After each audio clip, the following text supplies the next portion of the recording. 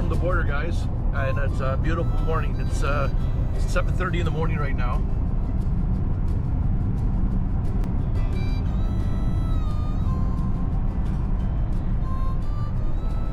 Chilly though. What's the temperature out there? 29. So below freezing.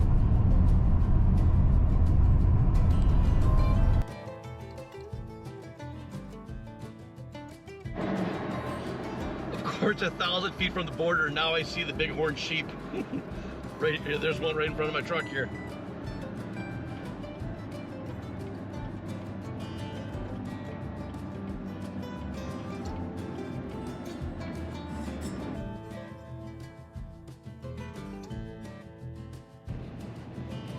Welcome to Canada.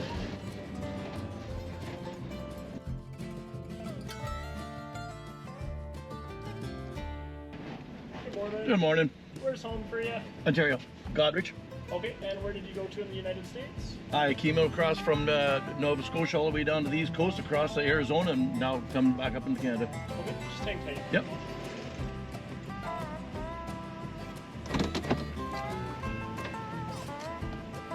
Yep, no, nothing in the States. Any firearms, sparks, ammunition? in the Nope, States? the only thing I have is a hunting knife. Stun guns, tasers, pepper spray? Nope, Have we picked up or received anything for anyone else in the country? nope, And do you have any commercial or business employees? nope. Pretty. Have a great day. All right, Welcome home. thank you. You're welcome. Hopefully I don't hit snow in the mountains. Well guys, that was it. Actually, kind of had me going there for a second when he says, I'll be right back. I'm thinking, oh no, what did my freaking passport do? But I guess it didn't do anything. JJ's back in Canada. Yay, United States, you got rid of me for a while.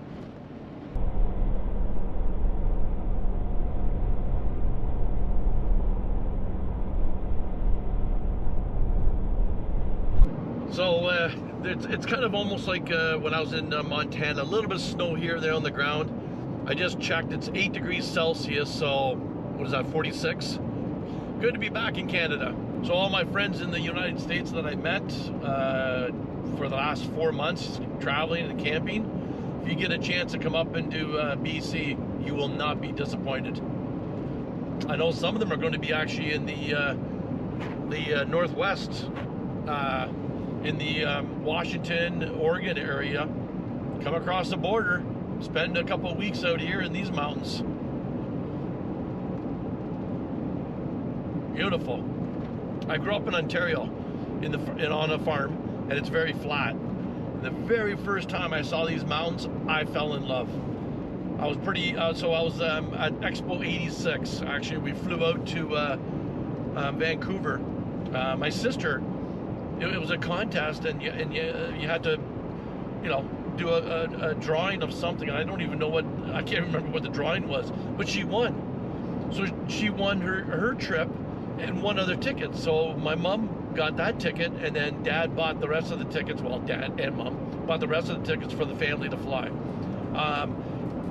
If I recall, our flying times weren't the same. We couldn't get on the same flight, which I never even thought about. A lot of families don't do that. In case something happens with the plane, the entire family doesn't go down.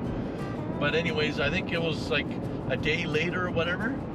But yeah, so that's the first time I saw the mountains, and as soon as I saw them, I was just like in awe, because you know, you live on farmland where you can see for 60 miles and you don't see nothing, right? Just farmland. Then all of a sudden you see these guys, and it's just like, what?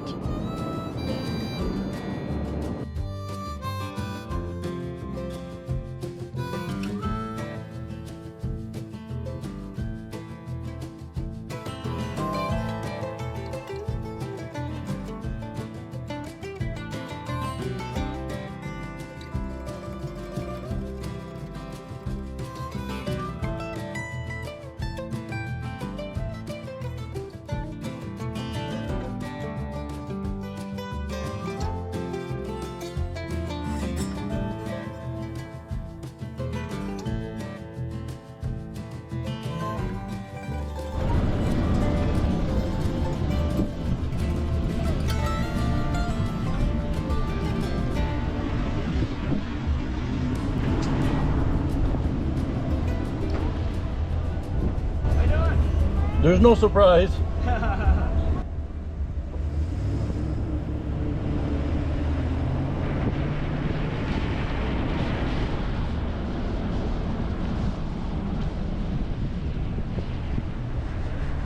are you at?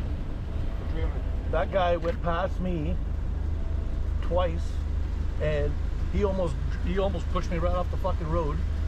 And he went past me so fast, the first curve, his back end was sliding on the gravel against the, and then about maybe, I'm gonna say 45 minutes, all of a sudden I'm looking at this guy in my mirror and I'm like, fuck, it's the same guy. He must have pulled off or something. He went past me again doing the same fucking thing. I just told him right now, I said, there's no fucking surprise. You got by him all right though there? Oh yeah, I know there's lots of room to go by him. Oh yeah, I know there's lots of room, but that's what I said to him. I said, there's no fucking surprise. So you never know what you're gonna see on the road. That truck that was on its side went past me and split traffic. So every probably, I'm gonna say 5-6 kilometers, there was always a short passing lane, not very long, about 400 yards. And then it closed up again. I saw him coming up behind me and I'm thinking, okay, he's gotta slow down. Fuck no, there was no passing lane. He decided to cut, like basically I went over, he came up between me and vehicles on the other side and pushed them out. He went right past me, probably doing, I'm gonna say at least 70 miles an hour. And there was a curve right in front of us. And he started putting on the brakes while he almost went into the concrete wall. He was going so fast. And then 40 kilometers later, I come up and I see that thing on the side. And well, you would have saw me say, I'm not surprised. And he goes, haha. And I thought those two girls were with them. And the one guy says, no, they just pulled up in that car. He was all by himself in the truck. So I'm glad it happened like that. And he looks like he's okay. He's just standing there. But I mean, driving like that, who knows down the road even further how many people he could have ran off the road. I'm assuming he's, but they'll find out, I guess. Stupid.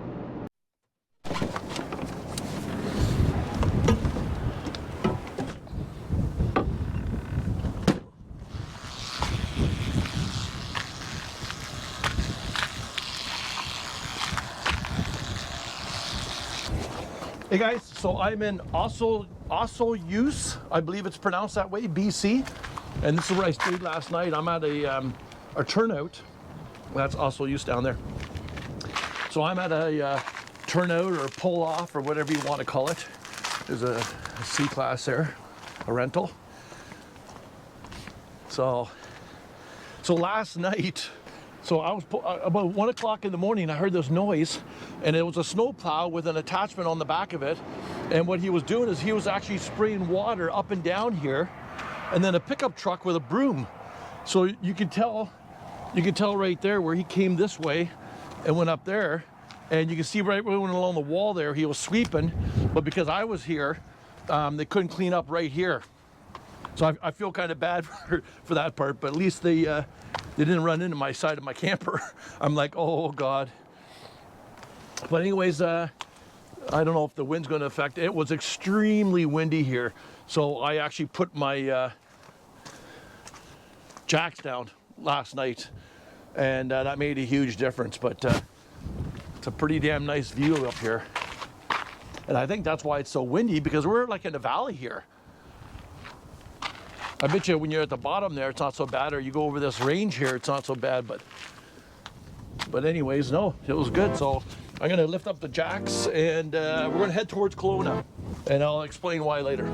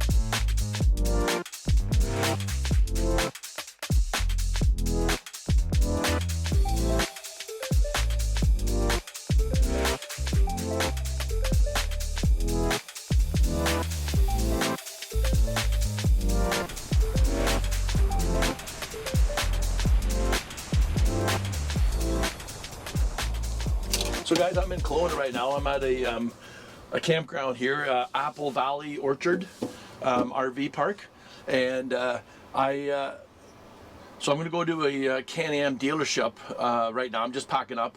So I booked 2 nights here, and I mentioned it to the gentleman that if they can actually do some service on my Can-Am, then I'm going to stay here for a week. If not, then I'm just going to pack up and head towards Logan Lake. So the what is it called now? Banner Banner Recreational and Marine, I think it is the place called, where the dealership. So I want to inquire about getting bigger tires for it, taller tires, but of course I got to watch the width, and that's the important thing, because I got to be able to fit in the trailer. If I can, I can't. I have a starting problem with it. Yes, I could try to look at it myself, and obviously, you know, I work on everybody else's stuff, but I thought to myself, you know what, let's put it in there and let's get all the oils changed in it, and then that way it's all done. I want the engine, transmission, there's a gearbox in there, there's a clutch in there, there's a bit of a pain, so I got to I want to be able to talk to them about getting a whole list of everything I need. I know the manual probably lists it, but they'll know exactly what that thing needs. So I want to get the starting. I'm thinking there's got to be something wrong with the battery, or maybe a bad connection on the battery, but you got to take the driver's seat out. I was going to do it here, and honestly, I had this problem when I was in Arizona. Why I didn't do it when I had all that room, I don't know. It is what it is. So I'm going to go get that done. I'm going to inquire about the tires. Now I do have a $900 credit with Can-Am. And I haven't told you guys that story about this yet. Part of me wants to tell the story, another part of me just wants to say, let it go. So I don't know what I'm going to do yet on that story, but I do have a $900 credit with Can-Am. So basically, even if I take it in there, the service or whatever, it's not going to cost me anything anyways. So just like I said, I'm packing up here. It's about maybe a 10-minute drive from here, so it's not that far. Like I said, I'm in Kelowna, BC. So let's go pack up and head to this dealership, and let's just see what happens. Just dropped the Can-Am off at Banner Recreation and Marine. Excellent people so far to deal with. And I mean, they really, really care. They looked at my history of the Can-Am and all that, and gave me some suggestions. But so when I got the unit, one of the trailing arms at the bottom was bent before I got it, but I never noticed it for about a month after I got it. And of course, when I called them and said, hey, there's a bent arm there, of course, the first thing they say is, well, how do we know you didn't do it? He just told me, he says, well, that's covered under warranty. I said, what? He goes, oh yeah. And you probably notice where you put the unit, the Can-Am in park, you got to push the little rubber thing. It broke. It's a stupid design, and I'm sure in the future they're going to do something different, but anyways, my finger went right through it. Anyways, he goes, oh yeah, he says, we'll change that into warranty. So they're going to change all the fluids, transmission, engine, the differentials, all that. It fixed those other 2 things. And I was talking to the kid there about tires. The tires that came with the Can-Am, they don't make it taller than 32 inch. So he says, just put a truck tire on there, like a BF Goodrich or that type of a tire. So that's what I'm going to end up doing. So whenever I go to get my trailer tires put on, because I want to get different trailer tires, I'll get 4 tires put on the Can-Am also. I picked up some, I went to Princess Auto. I didn't know they were having a sale on right now. So I picked up some more E-track and straps to go around the tires. So instead of doing the crisscross like this, which I don't like to do, these tracks are going to be actually screwed to the floor, and then the strap goes over the tire, which is nice. And then that way the car, its own suspension will be used while you're traveling, the way it should be. So anyways, yeah, other than that, things are going good. I don't know how long he's going to be keeping the Can-Am for. You'll probably end up having to order some of those parts. So he says 2 or 3 days. I booked a week at the campground. I just phoned the gentleman now, so I was there for 2 days, and I said, yeah, give me a book a week, and then if you do it by the week, it's cheaper than if you do it by the day. So yeah, so far so good. Knock on wood that things keep going the way they are. So there's a RV and truck wash up here, so this thing definitely needs a wash. I don't know. I was hoping to have the side-by-side wash before I took it into them, but they said, oh, don't worry about that. But someday I want to take it too. It'd been good to do it now. I could have done all 3 things: the camper, the truck, 4 things: the camper, the truck, and the trailer, and the side-by-side. But this thing definitely needs a bath.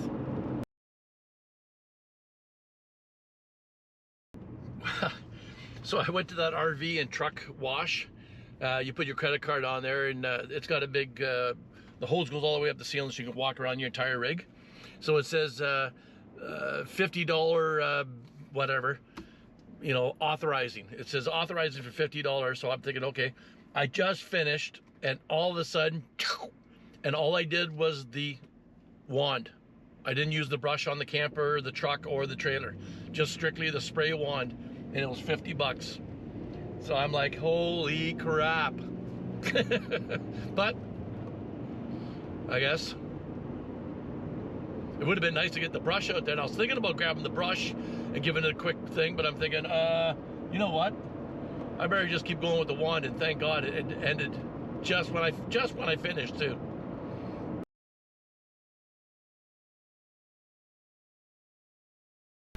All right, guys, I picked up some E-track that I'm going to be mounting on the floor.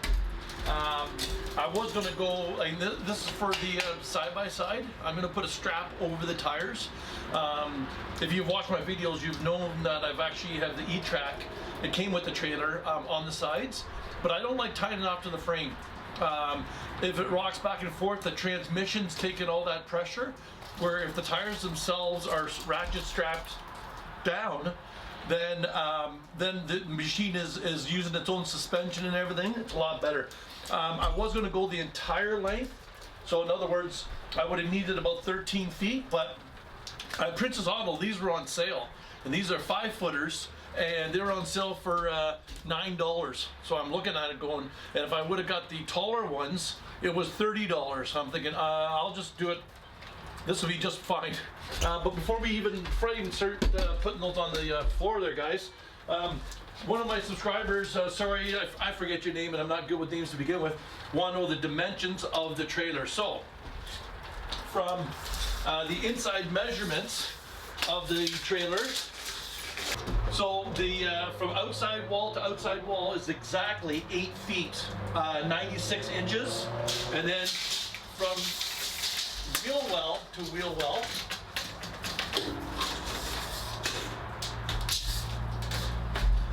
it is 82 inches, which is 6 feet 10 inches. So 6 feet 10 inches is from wheel well to wheel well. Now this is a 16-foot trailer. So how they actually measure this,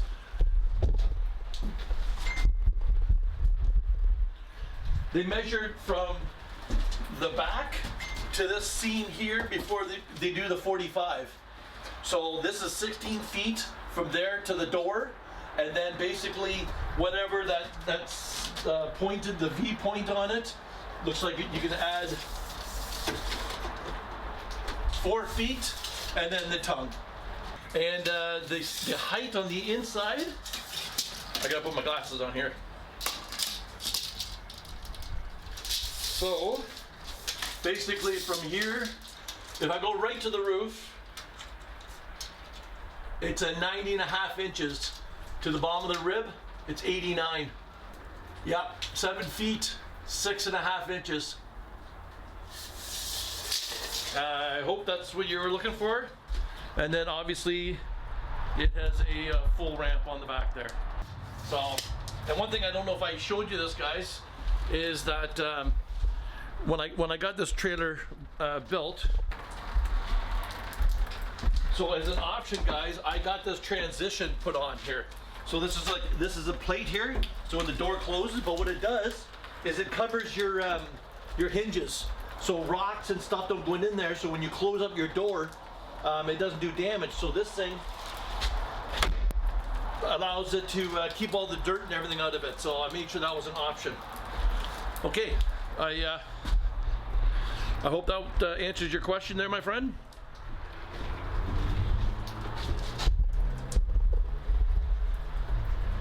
So if you look down here, guys, it's pretty obvious where my tires sit.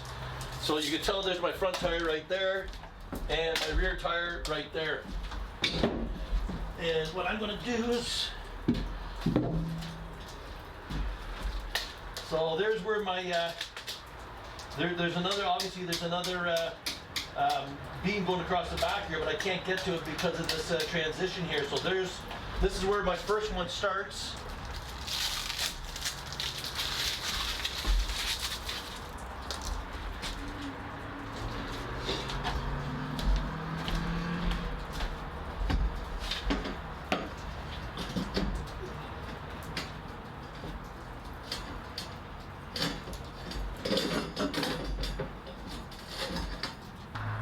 So guys, the floor is 3/4 of an inch, and when I got the trailer built, they gave me a bag of screws and stuff like that. The problem is these screws are meant for the side. It's 1/2 inch, and these are too short because basically it's 3/4 of an inch from the head to where the taper is, and that's it. That's 3/4 of an inch, and then of course then you got the plate, but there's not even one thread going into the tracks down below. So guys, just went to Home Depot and I picked up some more self-tappers for the E channel, 14 by 1.5 inches.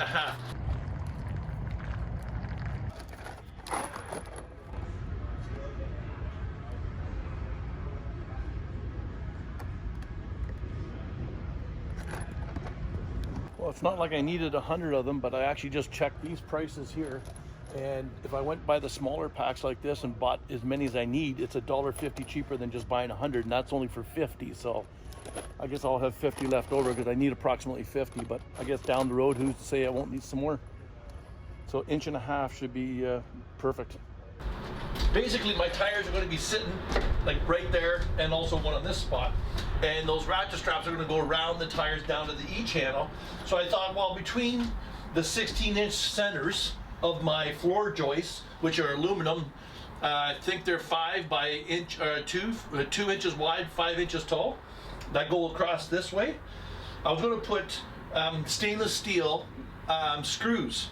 So I thought, well, because this is where most of the work's going to be done, I thought, well, I'll just get maybe 1.25 inch screws because it's 3/4 inch plywood, but of course the screw itself is tapered near the end, and I got to go through the steel there, so if it goes through a little bit, I don't care because they're stainless steel. One screw was over $2. So in between, guys, where my studs are, I was going to put a screw like this, in between where it actually goes down to my subfloor, but for one stainless steel screw, it's $2 for one.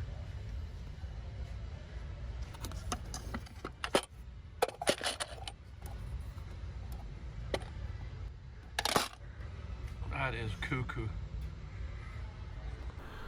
I couldn't believe it. I thought it was a typo until I looked at the one size smaller, and it was $1.90 for one screw, and then it went to $2 for a screw, and that's for like 1.25 inches, I think, or 1.5 inches, one screw. I even said to the guy that worked there, I said, what is this? He goes, prices just went right through the roof.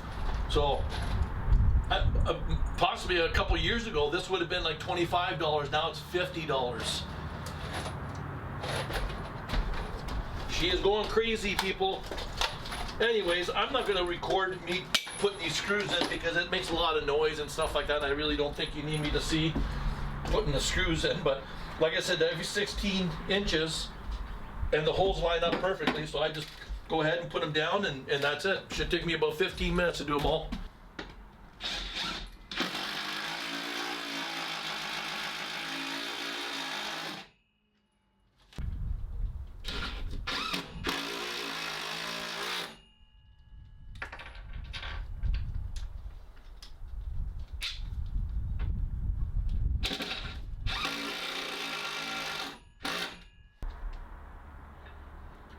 So guys, I have some extra E-track. You can just see a piece there, and then I just screwed these ones down here, but I'm going to actually join. I wasn't going to, but because the pieces were too short, I'm actually going to join those two sections together. I think it'll just look better. It's not really going to be doing a whole lot, but I'm just going to join those together just because I have some extra chunks, so I'll screw them on, and I think in the long run they'll just look a little better. I'm still not, I don't know. I still don't know what to think about this area here. Like, that's where you can tell where the tire normally sits, so that's where the tire is going to be. That's where all the pressure is going to be. I don't know. I guess we'll have to see what happens. Like just putting self-tapping screws right into the aluminum like that, I don't know. I'm hoping it's going to be strong enough. You got like 2,000 pounds going like this and like this in the back of the trailer. I guess we'll find out. Okay guys, I'm phoning off I'm recording off my phone right now. The side-by-side's ready. Banner and Marine, or Banner Recreation and Marine here in Kelowna, BC. So they said it's all ready to go. I don't know if you guys knew this, but on the selector where you actually put it in drive in reverse, there's some push buttons. Well, one of the push buttons, soon after I bought it, the little boot that goes over top of it broke. So they're going to warranty it. Yeah, so it's all warranted. So I got all the fluids changed in it, and also the battery was placed on it. Now, whether that's under warranty or not, I doubt it. But the starting problem I had on it, which I assumed it was either the battery or a thing, I'm just kind of curious of how much money they put on the bill to troubleshoot it, because sharp left onto Valley Road North. I'm just kind of curious about that, but anyways, I guess I won't know until I get there. So anyways, we're gonna go there and pick it up right now and see what the damage is. Okay guys, you'll see the side-by-side sitting right there. I'll go in there. This is Banner Recreation and Marine in Kelowna.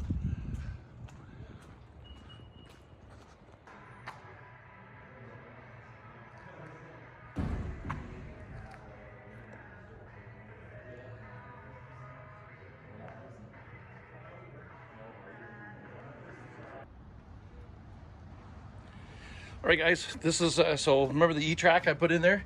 This is how she's going to be attached.